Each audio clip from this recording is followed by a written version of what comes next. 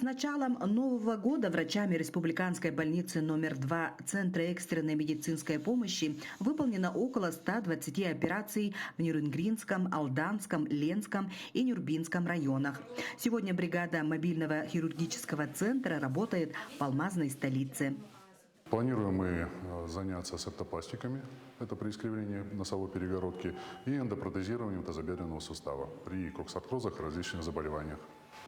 Совместно с врачами Центральной районной больницы вчера были проведены осмотры и подготовки пациентов к оперативным вмешательствам. И уже вечером первым пациентам были сделаны операции по септопластике. То, что они прилетают сюда, в Мирный, это очень хорошо, потому что в Якутск лететь это за свой счет или от предприятия дорога не всегда есть. Вот это удобно. Всего за несколько дней в Мирнинском районе хирурги планируют провести порядка 16 операций. У нас будет операция септопластика. Сегодня должно быть вообще 3 операции. Вчера тоже провели 3 операции.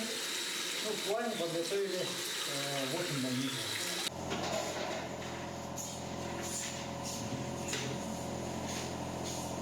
Это не какая-то разовая акция, это будет регулярная работа выстроенная. И приезд в наш Мирнинский район, он не первый, не последний. То есть мы будем еще приезжать в зависимости от потребностей, заявленной Центральной районной больницей. Потому что работа выстраивается таким образом, что бригада формируется исходя из потребностей конкретно взятого района и конкретно взятых больных.